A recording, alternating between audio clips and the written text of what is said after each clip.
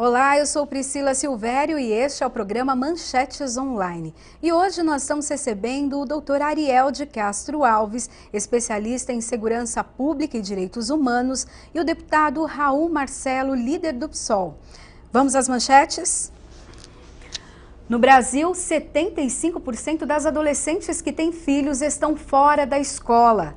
Relatório mostra 10 iniciativas para lidar com as questões das drogas. Filho de catadora de lixo é primeiro lugar no Instituto Federal de Educação, Ciência e Tecnologia do Rio Grande do Norte. Abre aspas, quero ser o orgulho da família. Defensoria pede fim da proibição de menores em shoppings em Ribeirão. Obrigada pela presença, sejam bem-vindos. Obrigado. Vamos à primeira manchete. Sheila Andrade tinha 16 anos e iniciava o terceiro ano do ensino médio na Zona Sul de São Paulo quando descobriu que estava grávida do então namorado. Aos 5 meses de gravidez, a dificuldade de se locomover a pé até a escola fez desistir de estudar. Hoje, seu filho Brian tem 6 meses e a jovem passa os dias em casa cuidando do bebê enquanto tenta uma vaga em uma creche pública para poder então voltar às aulas. Doutor Ariel, é um índice alto, né? 75%?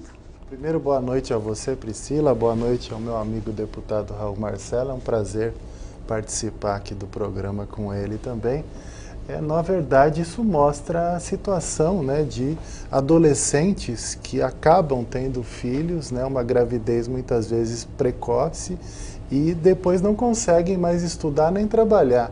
Na mesma proporção, praticamente de 75% dessas adolescentes que elas abandonam a escola, elas também não conseguem trabalhar, não conseguem estar no mercado de trabalho.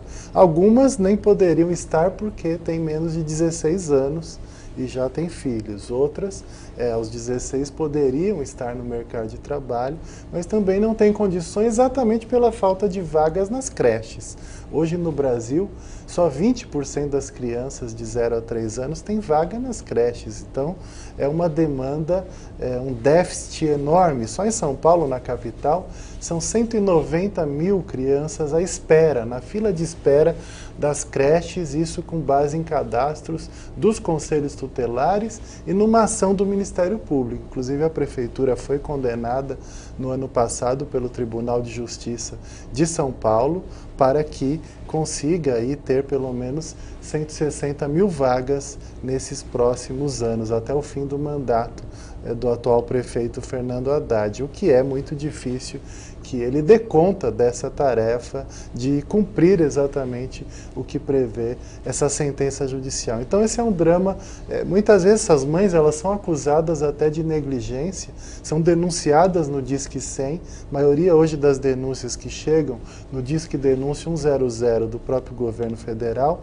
são casos de negligência, mais de 70% das situações. E muitas vezes a mãe ela deixa o seu filho sozinho em casa porque ela tem que trabalhar, ou às vezes tem que estudar, e daí ela é acusada de negligência. Nós não temos como responsabilizar uma mãe nessas condições por abandono de incapaz ou por negligência, porque na verdade quem está sendo negligente e quem está sendo omisso nas políticas públicas é o próprio poder público. Então, essa pesquisa do IBGE, que mostra essa grave situação dessas adolescentes, demonstram que nós precisamos ainda muito caminhar para termos políticas públicas adequadas para atender a faixa etária de adolescentes. E também, passando aqui a palavra para o deputado, hoje a Câmara dos Deputados, ao invés de aprimorar os direitos da criança e do adolescente, aprovou a redução da maioridade penal, que é um retrocesso com relação a essa garantia de direitos.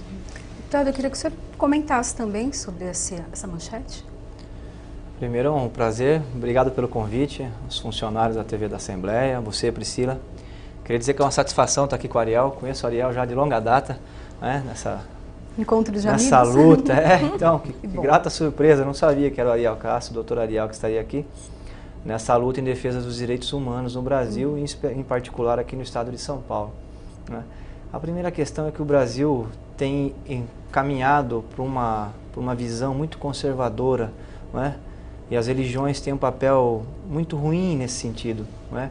De transformar alguns temas em tabus. Por exemplo, o tema da sexualidade é um tema de fundamental importância. E esse é um tema que precisa ser muito trabalhado dentro das escolas. Infelizmente, parlamentares que representam alguns segmentos religiosos com uma visão muito estreita e conservadora da sociedade brasileira têm, inclusive, impedido políticas públicas que façam esse debate. O caso dessa jovem é um caso exemplar, né, de ausência de políticas, né, que previnam a gravidez na adolescência. Se você tem um ensino fundamental, porque todo ser humano ou está fazendo ou vai fazer sexo um dia, faz parte da nossa condição humana, é biológico, inclusive no reino animal isso acontece, né? E no entanto esse tema nas escolas é tabu, muitas vezes, né? E aí você tem a gravidez na adolescência. Ela acabou que inviabilizando muitos sonhos dela, né? Por conta da impossibilidade de ir ao mercado de trabalho.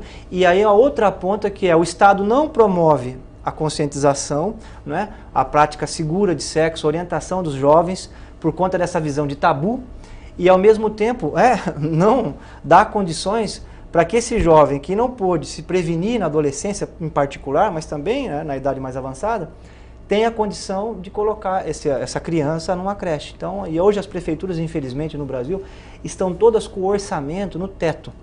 Tem prefeitura aí gastando, que a obrigação é gastar 15%, tem prefeitura gastando 20%, 25%, caso do estado de São Paulo mesmo, hoje está gastando 30% em educação. Porque o governo federal não tem obrigação de gastar com a educação. Hoje o governo federal, do orçamento geral, 3,5% para a educação apenas e 42% para a rolagem da dívida pública. Então esse é um drama. Inclusive nós vamos discutir aqui em que pese nós termos na lei, na Constituição do Estado de São Paulo, a obrigatoriedade de se gastar 30%, o governo do Estado vai ter que fazer, nós vamos defender que ele amplie ainda mais, porque precisa fazer as parcerias com as prefeituras, para ajudar as prefeituras a viabilizar a creche. E hoje, para nossa grata, acho que até sorte, a Defensoria Pública está tendo um papel muito importante, eu queria fechar com isso. Nos municípios médios, onde nós temos a presença da Defensoria Pública, o que uma mãe como essa adolescente faz? Ela vai até a Defensoria, geralmente segunda-feira, às 6 horas da manhã, fica numa fila imensa, mas essa é a realidade. E ela consegue que um defensor a represente, porque é um direito constitucional, o direito à educação. E o defensor entra com uma ação na justiça e via de regra ganha, e a prefeitura é obrigada a colocar em uma creche. Não é? Só que as prefeituras não têm orçamento para isso. Então é preciso que o governo do estado faça uma parceria em investimentos, e o grande responsável para deslanchar essa política no Brasil das creches é o governo federal. Não dá para continuar no Brasil, a União, que fica com 60% do orçamento, gastando apenas 3,5% com a educação. Enquanto essa política não mudar, nós vamos continuar vendo esses dramas, que é uma tragédia para a sociedade brasileira. Ok, vamos à próxima manchete. Relatório divulgado hoje lista iniciativas para as políticas de drogas no Brasil. O documento foi preparado pelo Instituto Igarapé, organização não governamental voltada para as agendas de segurança e desenvolvimento proposto para esse segmento nas eleições de 2014.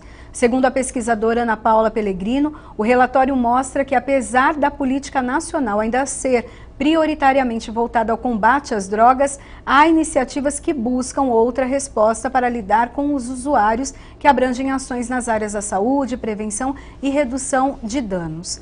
É uma boa notícia? É importante que nós tenhamos aí várias iniciativas nessa questão do atendimento adequado. Nós temos uma lei de saúde mental que ela prevê vários tipos de atendimento que devem ser oferecidos para aqueles que precisam de um tratamento, desde os centros de apoio psicossociais, inclusive aqueles que são voltados para o álcool e drogas, também tem os centros de apoio psicossociais voltados a crianças e adolescentes, que devem existir em todos os municípios, e além desse tratamento, existe também as residências terapêuticas, inclusive aquelas voltadas ao atendimento na questão de álcool e drogas, algumas para adolescentes, outras para pessoas adultas. Então essas modalidades estão existindo em alguns municípios, né, que começaram as experiências aí nos últimos 3, 4 anos. Mas ainda é muito incipiente perto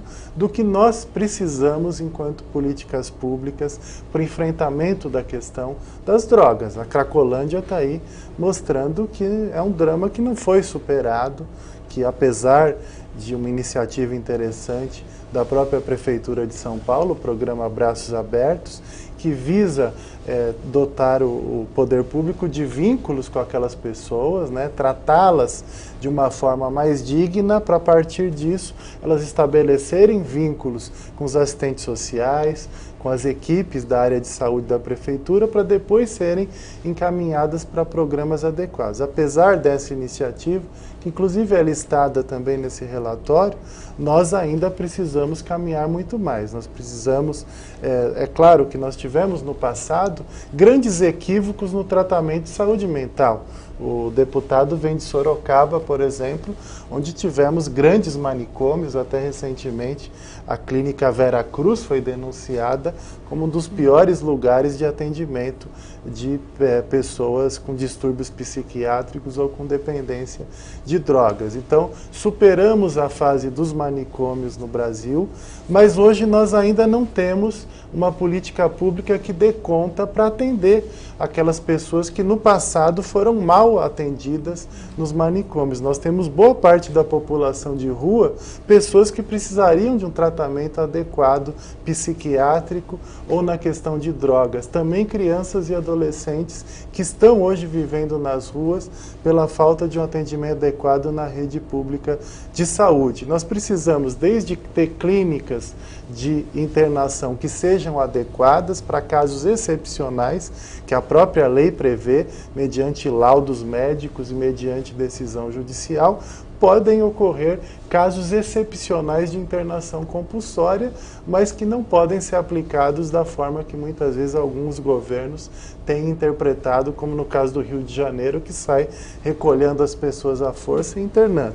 Tem desde essas internações compulsórias excepcionais, mas o tratamento ambulatorial nos CAPs, nas residências terapêuticas, e essa rede precisa ser ampliada, porque hoje não está dando conta de atender as pessoas que precisam. Deputado, o que falta para que esse atendimento seja o adequado e que seja o melhor e eficiente? Então, Priscila, está interessante a pauta aqui no programa. Não só, outro assunto tabu, né? As drogas. Os europeus, alguns estados dos Estados Unidos, inclusive aqui no Uruguai, tratam de maneira mais técnica, vamos dizer assim, essa questão das drogas, com menos tabu, com uma discussão mais aprofundada, inclusive com mais dados, né? Por exemplo, se nós formos ver o conceito de droga, né, o remédio mais vendido no Brasil é Rivotril. É uma droga pesadíssima para depressão. Uma droga legalizada. As pessoas consomem essa droga, inclusive com prescrição e até sem prescrição. Então nós precisamos ter uma ampliação desse conceito, porque hoje a política para as drogas no Brasil é uma política de encarceramento, né? Nós tínhamos em torno de 200 mil presos no começo dos anos 90, já estamos passando de 700 mil. O Brasil vai ser o país com o maior número de encarceramentos do mundo, logo, logo, se nós continuarmos nessa toada. E o pior, né? De um lado você tem uma população que é presa, que não é crime do colarinho branco ou crime dourado, né, como a gente chama no direito penal, que é o crime complexo. Quem está no sistema prisional, esse aumento todo, são jovens que, via de regra, vendem drogas ilícitas, né, para sobreviver. E as pessoas que muitos consumidores também que são pegos com essas drogas, não com o Rivotril, mas com outras drogas e vão também para o sistema prisional. Nós precisamos mudar a nossa política. Aliás, até o ex-presidente Fernando Henrique Cardoso fez um documentário, né, sobre esse tema. Depois que ele saiu da presidência, né, acho que agora ficou mais fácil, ele defende uma mudança na política nacional de drogas, mas quando foi presidente não fez. Tem um filme também que trata desse tema, que eu queria até sugerir aqui, para a pessoa que está acompanhando, que chama Bicho de Sete Cabeças, foi lançado em Sorocaba, que é com Rodrigo Santoro, que mostra como às vezes falta de informação pode prejudicar e até quase matar uma pessoa, né? O pai dele e a mãe dele pegaram esse adolescente que fumava maconha e colocou no manicômio. E lá ele teve um tratamento muitas vezes pior até do que um animal. Então, nós precisamos ter uma mudança. Eu acho que, apesar de não ser matéria de competência estadual, a questão da descriminalização das drogas, nós defendo isso abertamente já há alguns anos, que nós precisamos descriminalizar a questão das drogas e ter um debate mais sério sobre isso. É muito mais barato, inclusive para o Estado, em vez de encarcerar um usuário ou encarcerar um jovem, via de regra negro, que mora na periferia, que não tem opção de trabalho e que comercializa drogas para sobreviver, você tem uma política de saúde pública para tratar essas pessoas. É isso que é o fundamental, né? Da mesma forma que nós temos os Alcoólicos Anônimos, que trata com o dependente de álcool, nós devemos ter para todas as drogas. Você preparar o Sistema Único de Saúde para tratar o dependente, preparar a rede de escola para tratar e tirar a polícia dessa área. Deve ser uma política de saúde pública. Tem que lidar com isso médicos, psicólogos, psiquiatras, e não polícia militar e rota. Em 2013, a polícia militar matou em confronto 547 pessoas. No ano passado foram mais de 800. E pelos dados, inclusive o Estadão publicou recentemente, aumentou. E quase todos são no combate às drogas. Enquanto que o crime do colarinho branco, só a questão do metrô mesmo, são 500 milhões de reais que a promotoria está pedindo. Esse crime a polícia não pega. E esse é o crime que interessa para a sociedade, o crime contra a vida.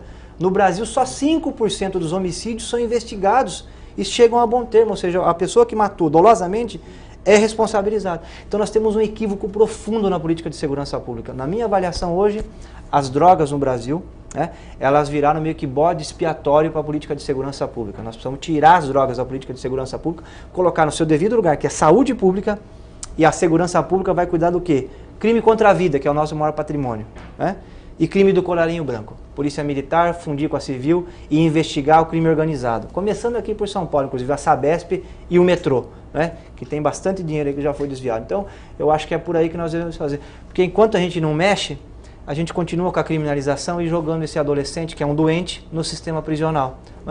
E nós estamos com 700 mil presos que custam para o Estado um valor alto que poderia ser revertido para a saúde pública. É isso que essa é a minha visão. Eu acho que tem muita gente, inclusive, pensando isso hoje, e o Brasil está maduro para fazer um debate, que o Uruguai está fazendo, inclusive, para nós tirarmos do Código Penal a questão das drogas e colocarmos dentro do SUS, que é onde que deve ser tratado. Ok, vamos à próxima manchete. Aos 15 anos de idade, Thompson Vitor já se considerava um vitorioso. Ele foi primeiro lugar geral no exame de seleção do Instituto Federal de Educação, Ciência e Tecnologia do Rio Grande do Norte e vai cursar multimídia em 2015. Obter a nota mais alta na prova teve um gosto especial para o garoto. A mãe dele é catadora de lixo e o pai trabalha fazendo salgados. Nenhum dos dois concluiu o ensino fundamental. É uma notícia que dá orgulho ou que ao mesmo tempo traz uma certa inquietação? É uma notícia muito positiva, Pena que esses casos ainda são muito isolados, não repercutem a maioria das situações. Ainda são casos que acabam até virando notícia por não serem muito comuns. Mas ele estudou, inclusive, com livros que a mãe recolhia nos lixos, Então, isso mostra a perseverança, a garra, a vontade, de querer sobressair diante de condições completamente opostas, condições totalmente desfavoráveis.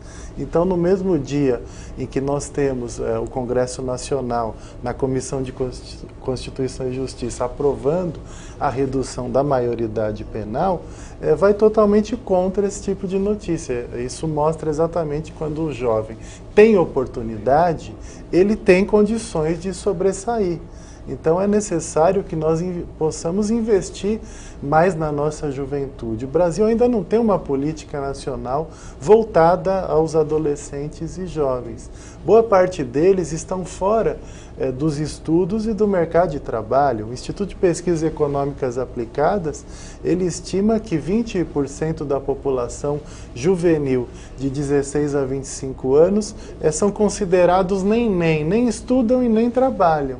Então imagina qual o futuro, qual a perspectiva desses adolescentes e jovens. Eles acabam virando realmente uma massa a ser muitas vezes incorporada ao crime organizado, facilmente levada à violência, ao crime, e muitos deles se tornando vítimas de homicídios. O Brasil é um dos campeões mundiais de homicídios de jovens, está em quarto no mundo entre os países em que mais jovens são assassinados. 56 mil pessoas são assassinadas por ano no Brasil, 50% são jovens com menos de 30 anos de idade. Então, uma notícia dessa, é claro que a gente vê de forma muito positiva, se alegra com isso, mas nós esperamos que muitos outros Thompsons possam, até tem um nome gringo, um nome incomum até no Brasil, mas apesar de chamar Thompson, ele esteve aí em condições completamente desfavoráveis, O pai é vendedor de salgados, a mãe é catadora de materiais recicláveis, que hoje em dia nós temos até um movimento dos catadores, existe um estímulo maior, né, a essa população que muitas vezes até vive nas ruas que hoje tem recolhido os materiais recicláveis. Então, apesar dele estar nessas condições, ele conseguiu aí se dedicar. E ele mesmo lembra que teve, muitas vezes, ajudar a mãe a procurar materiais recicláveis e procurando esses materiais recicláveis, nos lixos ele encontrava livros e ele estudava a partir desses livros encontrados no próprio lixo. Então imagina a força de vontade desse jovem, e gostaríamos que a grande maioria da população brasileira chegasse a ter essas mesmas condições. É claro que nós temos que reconhecer que aumentou o número de jovens hoje na universidade. Nós tínhamos antes só 10% dos jovens na faixa etária universitária que tinham acesso. Hoje nós temos quase 30%, mas ainda é uma minoria.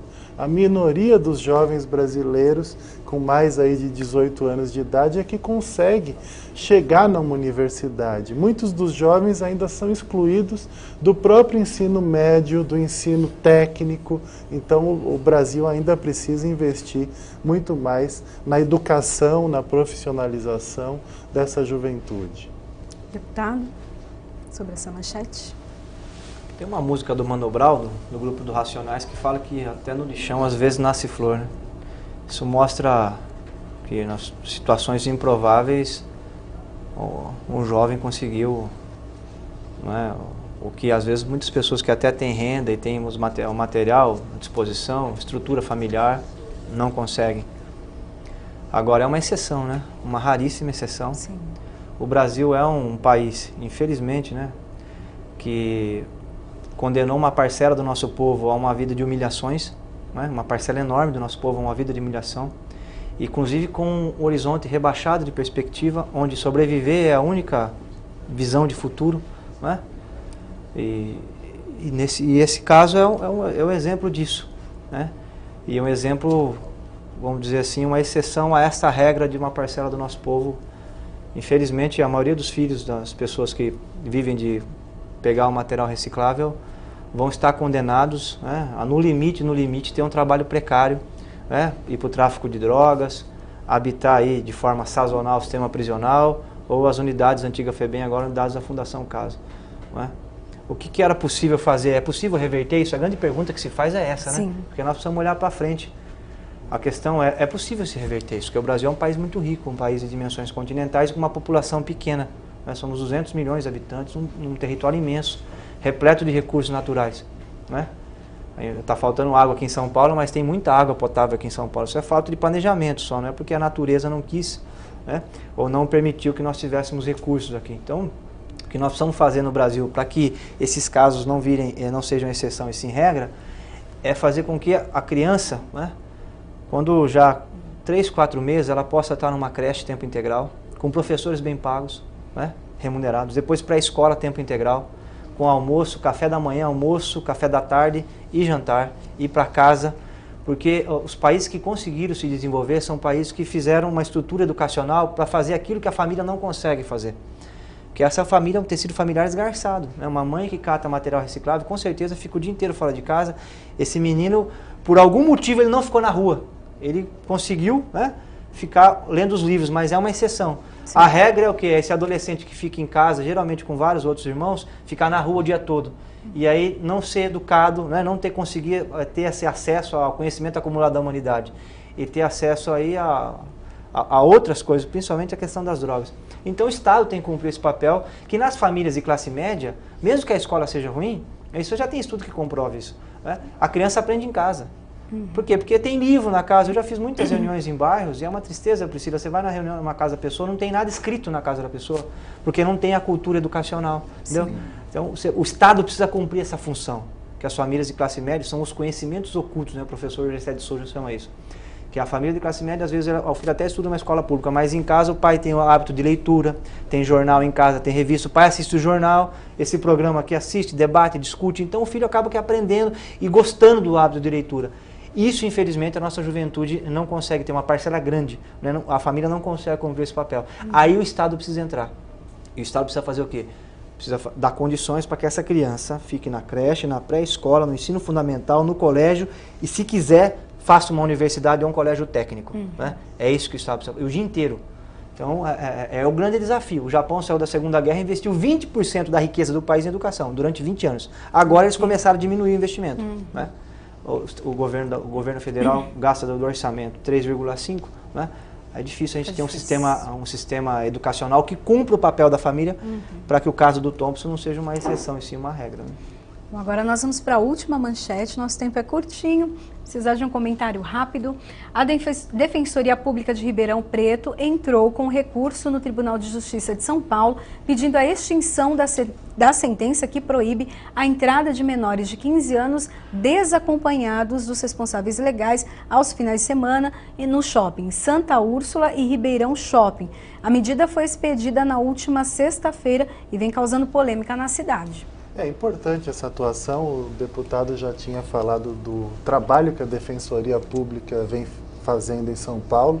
É um órgão recente ainda, que tem aí seus 7, 8 anos aqui, e que falta muita estrutura ainda, o número de defensores está muito aquém da necessidade, mas de qualquer forma a Defensoria tem realmente se pautado na defesa dos direitos constitucionais, na defesa do direito da criança e do adolescente, além dos casos de defesa das vagas em creches, em escolas, ensino fundamental e médio que o deputado citou, mas também nessas circunstâncias, um ato arbitrário do Poder Judiciário que não pode discriminar adolescentes, que não pode, de alguma forma, ser intolerante. O Estatuto é muito claro no direito à liberdade, o direito de ir e vir e estar nos espaços comunitários por parte dos adolescentes. Eles não podem ser impedidos, ainda mais porque os shopping centers se tornaram, nessas grandes cidades, espaços, né, como praças,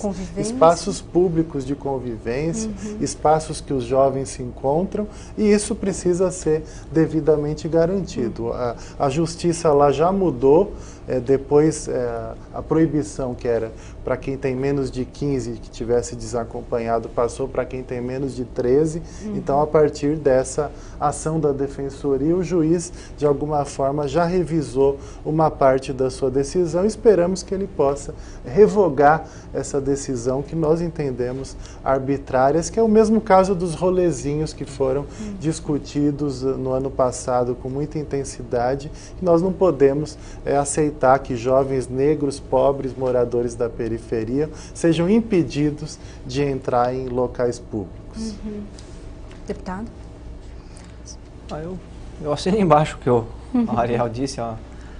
É uma situação, né? É triste ver que o shopping, que é um espaço comercial, né? Espaço fechado, pessoas, às vezes, não tem muitos shoppings que as pessoas não conseguem nem ver o sol, não dá para saber se está chovendo, se está fazendo sol.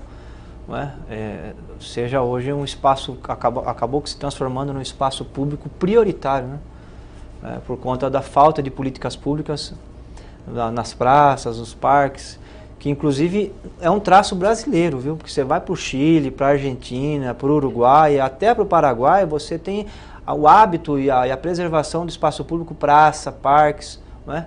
O Chile mesmo, na margem do rio Mote, né? Que é a espécie do rio Tietê nosso aqui, não é? Que é um rio limpo lá, você tem parques todo o lado direito inteiro. E Ariel, 3 horas da tarde, dia de semana, final de semana, cheio de jovens ali, entendeu? Às vezes comendo, conversando, alguns deitados, estudando, outros praticando esporte. Então a falta de políticas nesse sentido, não é? Da disseminação e do uso do espaço público transformou o shopping no que ele é hoje. Não é? Bom, essa é uma realidade. E a realidade mais triste ainda é que a discriminação racial e de classe no Brasil está dentro do Poder Judiciário, como está em todas as esferas da sociedade. Esse é um caso que veio à tona. Né? Mas todos os dias que a gente abre o jornal, nós vemos casos, né, de discriminação por conta da situação econômica da pessoa ou por conta da questão racial. Então precisa ser combatido. Está de parabéns à Defensoria Pública, né?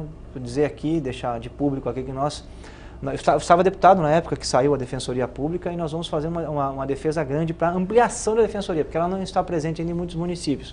Né? E para a estruturação da Defensoria Pública, porque nós precisamos usar o direito, até porque está na Constituição. Né? Todos são iguais perante a lei, todos têm direitos sociais, né? Direito à habitação, à cultura, e nós não podemos admitir que o direito fique só na formalidade. Né? Ele precisa ser substantivo, precisa ser real, precisa estar na vida das pessoas. E a Defensoria Pública e muitos advogados, ativistas e militantes são os responsáveis por iniciativas importantes como essa, que fazem com que o direito saia lá do mundo teórico e venha para a prática, para a realidade concreta da vida do povo brasileiro que tanto precisa do direito. Né? Eu quero agradecer a presença de vocês aqui no nosso programa. Termina agora Manchetes Online. Até o próximo programa. Tchau, tchau.